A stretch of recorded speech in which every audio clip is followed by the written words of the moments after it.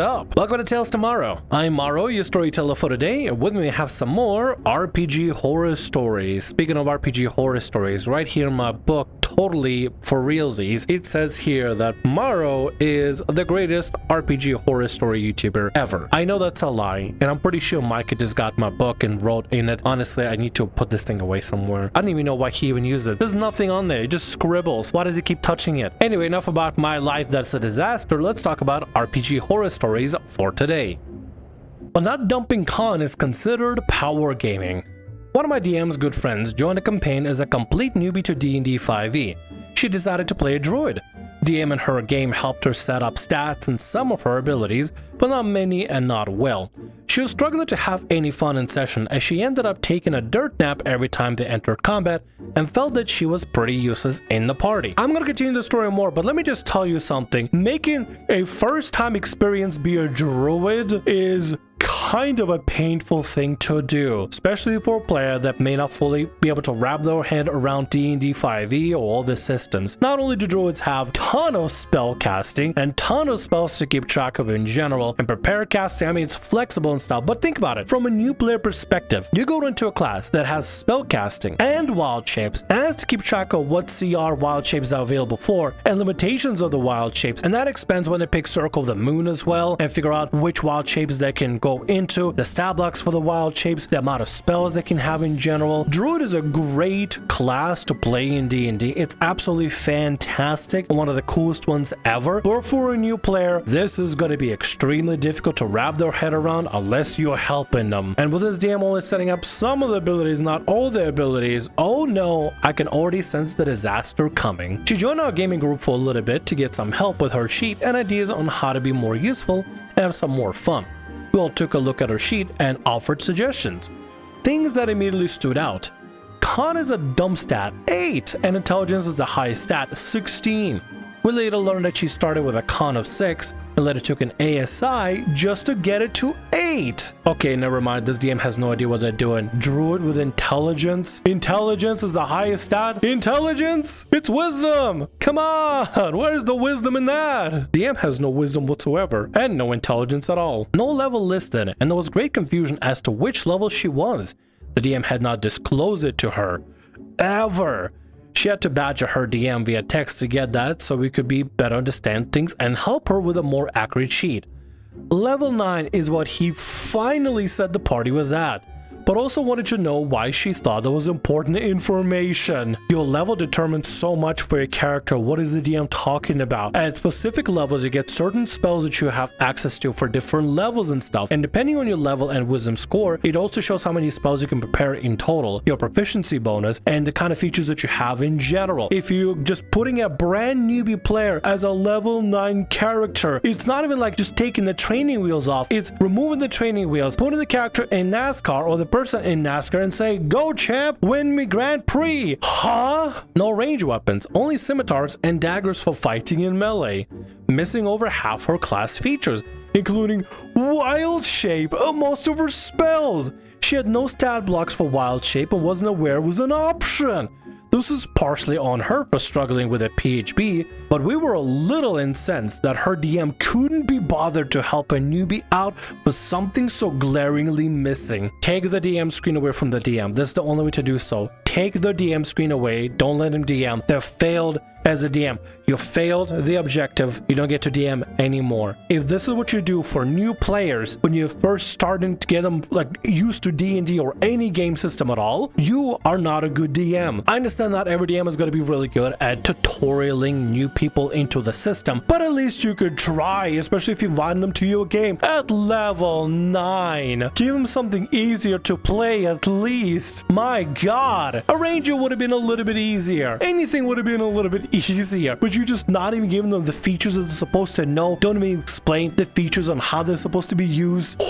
As a DM, this gives me so much conniptions. Listen, I'm not a great DM whatsoever. Like just the other day, I had one of my wizard players that's playing as a shinobi subclass from Ryoko's. I completely forgot the special feature gives them an advantage on the attack roll. So I've been running without advantage for what, 2 levels now? But we fixed it. We're good to go. But even then, I have my own horrible DM moments where sometimes I forget the most important features or run things in a really awkward way, but at least try to fix my mistakes. This is unfixable. This is a disaster. As we reviewed and given her feedback, she and our DM were texting the DM of her campaign for more information to help us interpret and fix her sheet. In response to the question, why does she only have 8 con? The DM replied, lol, power gamers. And then, as long as you're in a fun campaign, it doesn't matter. Except it wasn't a fun game, in large part because of the con dump consequences and putting a fragile character in melee while missing most of their class and subclass features. Of course, if you want to dump con and enjoy that as a challenge, go for it. But what DM considers that as a fun option for a newbie and also considers a power game to not dump con.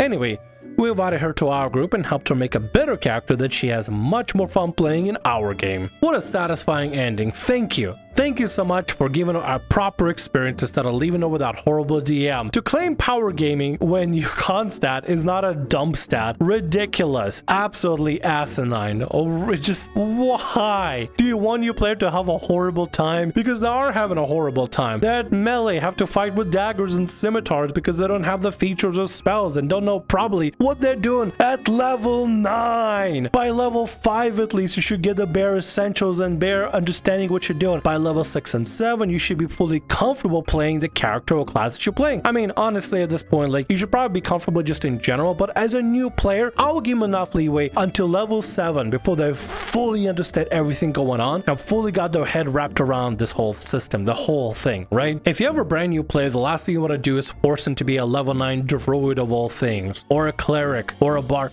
Maybe bard. Maybe that would have been better, you know? Introducing somebody at a higher level, as long as you can explain to them what they do and make them realize and figure out things as they go on, but you help them with understanding what they can do and giving them options and stuff. When you have a new player joining your game and you're responsible for teaching them about the thing they want to play, it should be paramount and perfectly understood that it is your responsibility to make sure the player can understand and be explained what their features can do and what kind of options they have on the table. But you know what? I kind of relate to the girl a little bit. Honestly, when I first joined D&D for the very first time, I thought the only things I could do is just use what did I use? My daggers? Yeah, and then casting Shadow Blade to attack with Shadow Blade. I didn't even think that Eldritch Blast was going to be my bread and butter. I was actually not told that Eldritch Blast was going to be my bread and butter. For the longest time, I literally just used Toll of the Dead. Didn't even think about Eldritch Blast. I thought it was kind of cool, but didn't really care too much about it. I didn't realize that Warlocks basically have to use Eldritch Blast in order to be Warlock or be a Hexblade, and then you can use proper weapons. But I was never explained any of this whatsoever when I first started. I had to learn all this by just looking stuff up online. To us that play the game regularly, it seems normal because we understand the whole system. To somebody from completely out of nowhere coming into play D&D, it's going to seem bewildering because wrapping your head around everything, trying to remember everything is difficult. I had difficulty when I was first learning because I never was explained things properly. I had to learn on my own and just sit with Micah in Discord call and just figure out like, oh, so that's what it does.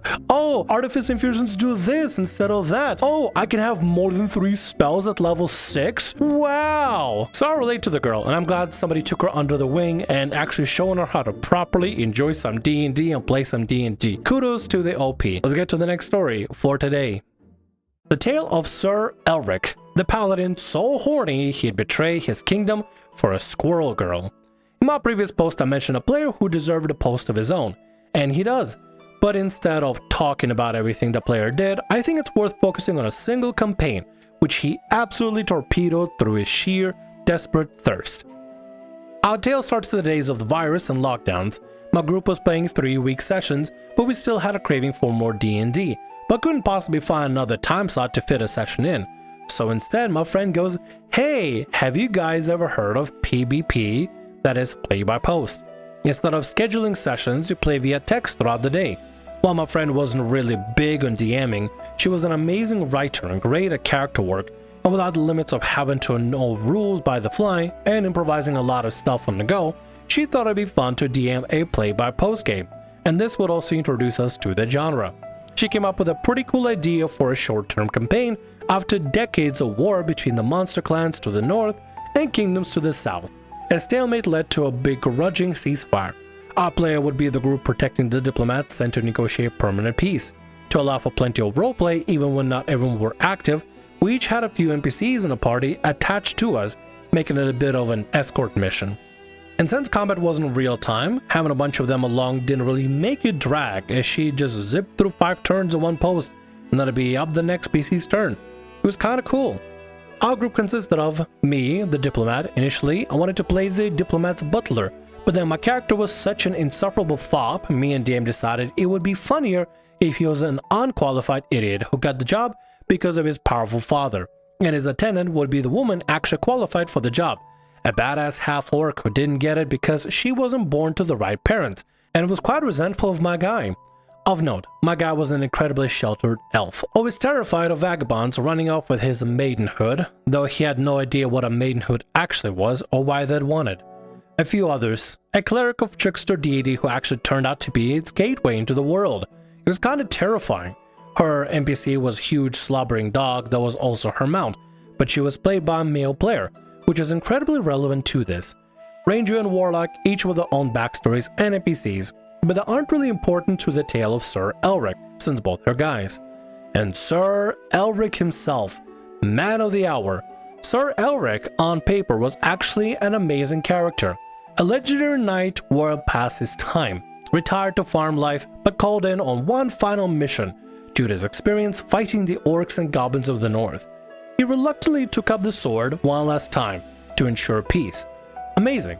His NPC companion was a dwarf squire, the son of a departed friend who supposedly to Sir Elric was like his own flesh and blood. Remember this for later. Notably, Sir Elric's single defining trait was his loyalty to the crown. He was the king's most loyal knight, and his long years of service were why he was even allowed to retire. The king's most loyal knight, by the way. Despite his clearly very deep backstory, it was never actually established what deity he was a paladin of, so not that deep, I guess. Anyway, off to the road we go. And we engage in some light RP, and almost immediately Sir Elric makes a beeline for my character's NPC companion, since she's female, obviously. It begins meleeing at her. It goes poorly. Sir Elric comes off as desperate and creepy, and the NPC isn't about romance anyway, so he relents for now. I take this opportunity to have my PC be obnoxious and dumb, which is what his thing is, and immediately he gets threatened by Elric. I obviously act scared and go hide behind the NPC guard. This proves to be a mistake, as one of the guards turns out to be female, and have attractive character art.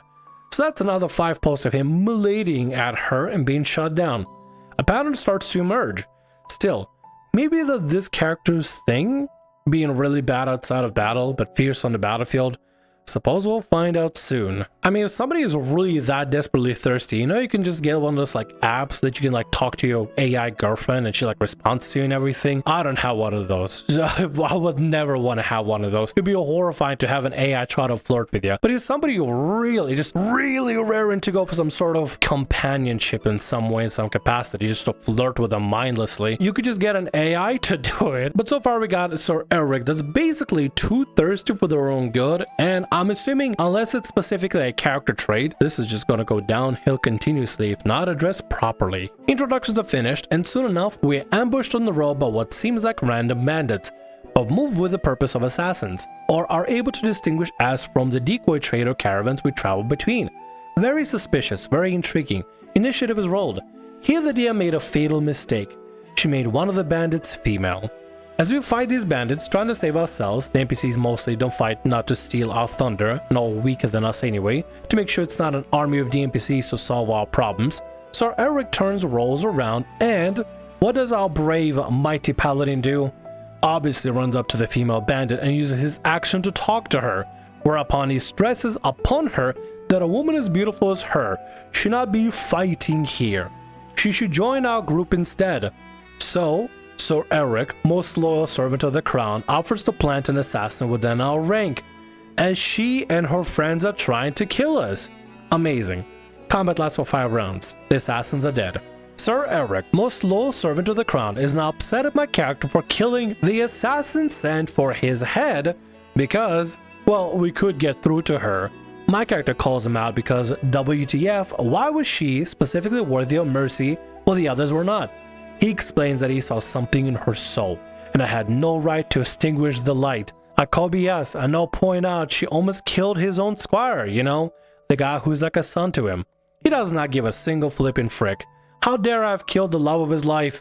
My character shrugs and walks away, and we move on. He didn't say anything in the soul, probably looking at her heart, particularly the titty area. That's probably what he was looking at. Honestly, I don't know what's going on with this character. I get if some characters can be like obsessed over, I don't know, women, I guess. That could be a interesting trait. Maybe like you're a lover boy or a lover girl and you get like immediately hot for somebody you're attracted to and kind of you lose yourself a little bit on the battlefield. But at some point it has to go beyond a joke and actually just be like a silly banter thing and then stop when everything needs to be serious. But this is getting a little bit out of hand, I would say. And by the way, there's nothing wrong if you want to play a character being like a lover boy, lover girl and stuff. Like if you want to have a character be primarily like, I don't know, like their vices, you know, they get attracted to people really easily. That could play into a really interesting character that maybe they need to find a way to love themselves before they can love others and stuff. Maybe they're seeking love in somebody else because they just want that affection that father never gave him or something. I don't know, honestly, but it sounds like a really cool concept. Yet in this situation, Elric is just being annoying with it instead of being meaningful or deep.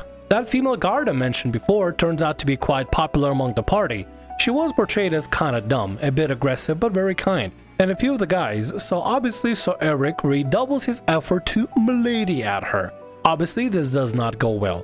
The guard saw him flirting with that assassin and she herself was bleeding out, and things him trying to hit on her now is almost cruel. He apologizes and returns to milady at someone else for a bit.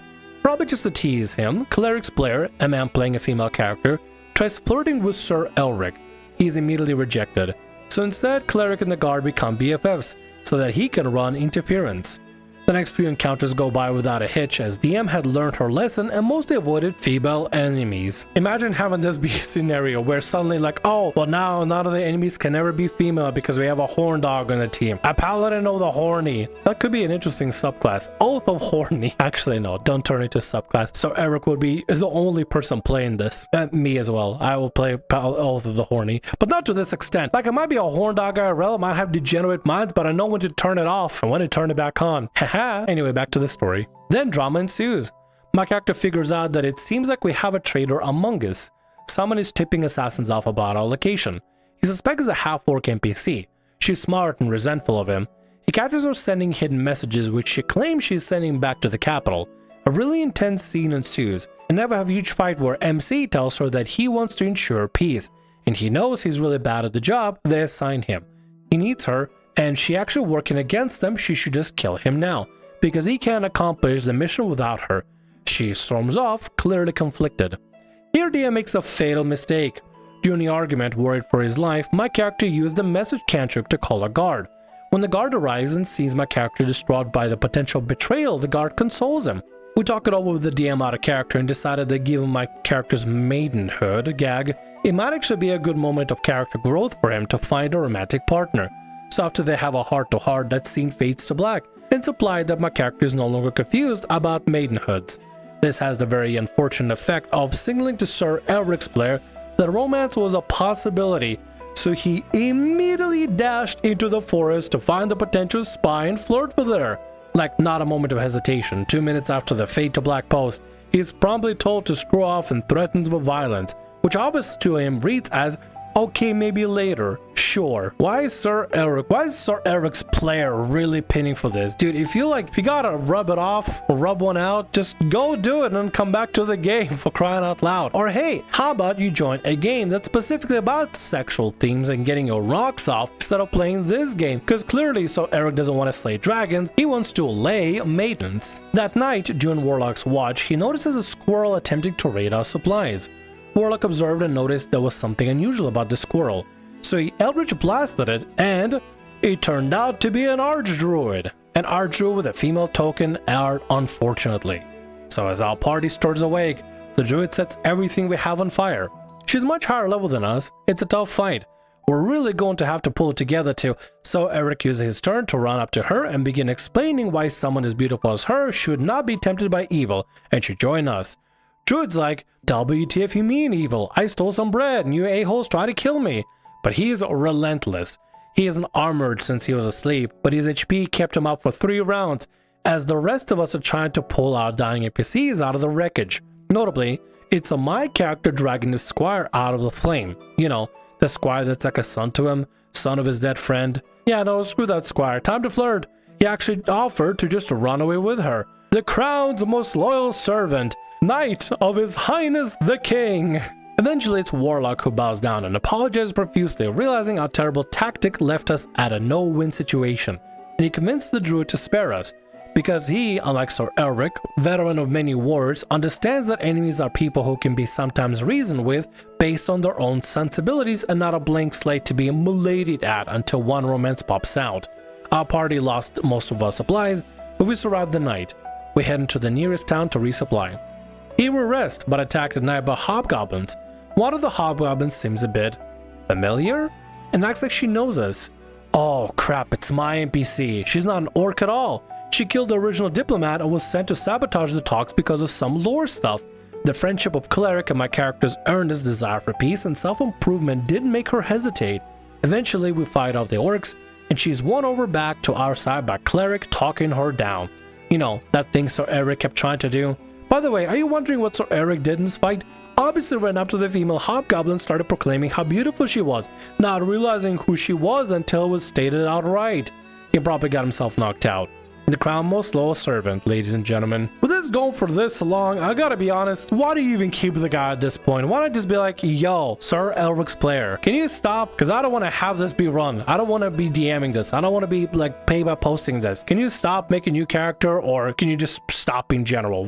I'm just not interested in it. Seriously, if he's been this obnoxious the whole time, and the only thing he's doing for combat turns, I know it's play by post, it's probably gonna be more chill and more relaxed, but if the whole time he's being useless, but just trying to milady every single female NPC, why even have him in the game? Why not bring this up to the DM and be like, yo, can we just not have this guy play? He keeps doing the same thing over and over again, becoming tired and begin annoyed and bored by it. Can we please just not have him in the game? Why didn't you say anything? Maybe you did say anything, but the DM didn't act. If you didn't say anything, shame on you. If the DM just didn't act, shame on the DM. Shame on all of you guys for not pushing him out early. This has got to be not fun to play with somebody like that. Why'd you even have the guys still sticking around? What's the point? You could have just had a proper adventure without this, and we wouldn't have to post on RPG horror stories for me to be entertained over. I mean, yes, I'm entertained because this is absurd and it's funny, but at the same time, I feel bad for you guys for having to deal with this absolute idiot. With the battle done, we decided to go to sleep and talk things out with the trader's NPC in the morning. A few things happened then, but they're not relevant to discuss at length. My character poached the squire away from Elric. Elric was like, why would you leave? My character was like, maybe it has to do with you leaving him to burn to death, but it's just a guess. Elric tried to drag my character at this point, clearly romantically involved with the guard NPC, to a brothel, since he clearly understands very little about sex. This seemed to have been an actual attempted subterfuge, trying to break them up, so at least he gets credit for that. Eric still tries flirting with the spy, before even hearing her story or anything, just first thing as soon as she sits down. It was when we left town that Elric finally outdid himself.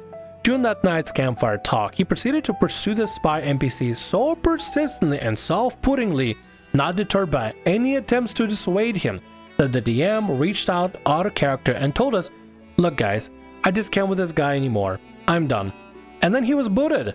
He was asked to leave all our other games soon after due to similar behavior, which I might talk about in another post. In character, Elric was retconned to have died in that goblin raid. I mean, I'm glad you did that, but honestly, why wait this long? Why wait this long? If this, especially since this is a repeat behavior in other games too, if he keeps doing the same thing in this game and other games over and over and over, wouldn't you just be like, you know what, I'm done with you? Like, after such a long time, why now this rare moment? How come the bubble burst here instead of in the past? Was it never this bad in the past, or was it just playful now that it was like okay and tolerable? What is different in this situation compared to the past? I'm curious. Some points of clarification as I see these things coming up.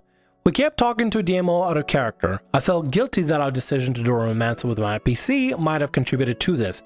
She made it clear that she thought the angle worked for the character and didn't want to avoid it because of him. We talked about confronting him and or booting him sooner. Romance and stuff is completely fine, especially if you do like something simple as a fade to black and everything, you know, little role-playing stuff, it's fine. But what Elric was going for is trying to pin for every single NPC. And maybe, yes, the floodgates would have been open by saying, oh look, people can get together, you can have romance RP and fade to black and stuff. But I don't know, somebody should have talked to Elric a long time ago and said, hey, what are you here to do? Are you here just to get your rocks off for your character? Like, why? We talked about confronting him and or booting him sooner. She was not a confrontational person, instead she wished to handle herself and she will act if it's good or bad. made sure she knew we had her back regardless. The reason Elric's player lasted as long as he did was that he was involved with the group for a long time, and booting him from one game meant awkwardness in others, so it took some time for all DMs to get on the same page. To his credit, as a person he wasn't aggressive or violent. He took up very little spotlight during sessions and was very good at coming across as harmless. The person taking on the brunt of his behavior was a different player who was not part of that PvP, and she stated over a long period that she did not wish for him to be booted, which is why he was allowed to stick around. And thus came to a close the tale of Sir Elric, a man whose backstory of surviving mania battles could only be explained by him not running into a single female enemy up until that point, and that is likely making some succubus in hell incredibly uncomfortable as we speak. Man that can't literally be killed by time, except a woman's scorn, or love, or just woman existing. Woman exists! Eric suddenly powerless! Seriously, absolutely ridiculous. I get the decision for not wanting to boot the guy because somebody else knows him and people know him and you're so integrated into the thing, but at the end of the day you have to question, is the player actually contributing something positive to the experience, or is it becoming grating for everybody? And then lay it on the table, get everybody on the same page, and just get rid of him a long time ago. Or hey, at least tell him something. Hey, Eric, no more of this flirting. No more of this. I'm not gonna stand it. Or tone it down. You know, some kind of communication should have been done long time ago, because I feel like this is one of the situations that keeps building and building and building and festering and festering and festering, and finally at some point when it's ready to pop like a zit or a pimple, like a pustule, it just explodes everywhere and it's messy, it's disgusting, and it's just, Eric should have been removed from this particular paper post a long time ago, and then from other games way longer as well, if this was a growing problem, because it feels like it is a growing problem. It feels like it's a conversation that never is addressed and people are like just tolerating it. Instead of tolerating it, needs to be addressed. If nothing's happened to it, remove the problem player. They did remove the problem player at the end of the day, but I feel like they should have done way sooner than it was. Either way, I'm glad that you finally got rid of the problem player and you can move on with playing the game before somebody else tries to flirt with every single female NPC. But hey, look at the bright side. At least you can finally put some female NPCs back to your campaign. So there is that, I guess. And with that, that's going to be all our stories for today. I want to thank you very much for watching, and thank you so much for being here. If you like what I do, consider subscribing to the channel and leaving a like. Also, if the RPG Horror Stories ever goes down, or if you want to submit your own personalized horror story, email is down in the description below. I'll see you again in more Tales tomorrow. Bye-bye.